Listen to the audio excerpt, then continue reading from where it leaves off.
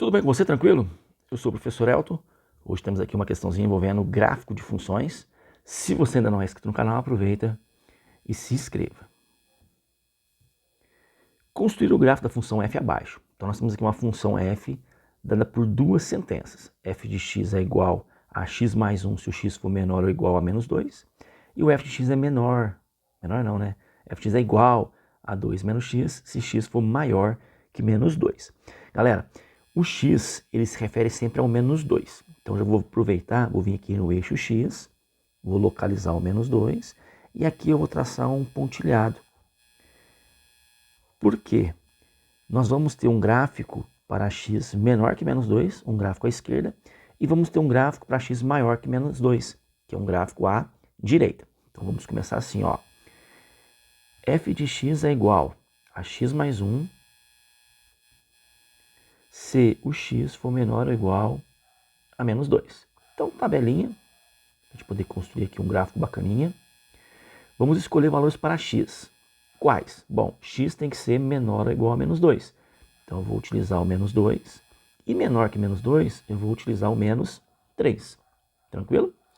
Se o x for menos 2, vai ficar aqui, ó, menos 2 mais 1 vai dar menos 1. Se o x for menos 3, vai ficar menos 3 mais 1, vai ficar menos 2. Localizando os pontos, eu tenho menos 2 e menos 1. Se o x for menos 2, o y é menos 1. Então está aqui o primeiro ponto.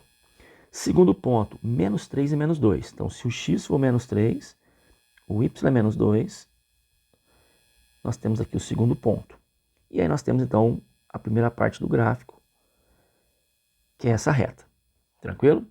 Vamos para a segunda parte. A segunda parte é f de x igual 2 menos x, se o x for maior que menos 2.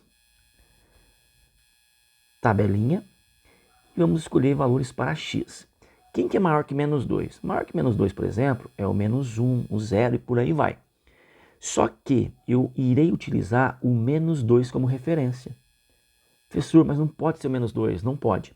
Só que aí eu uso o menos 2 e no gráfico eu uso o intervalo aberto. Então vai ficar assim, ó. Se o x for menos 2, como aqui já tem o menos, menos vezes menos mais. E aí 2 mais 2, 4. Se o x for menos 1, menos vezes menos mais. 2 mais 1, 3. Se o x for 0, 2 menos 0 vai dar 2. Localizando os pontos, menos 2 e 4. Se o x for menos 2, o y é 4, só que esse ponto tem que ser um ponto aberto, não pertence ao gráfico. Menos 1 e 3, então se o x for menos 1, o y vale 3.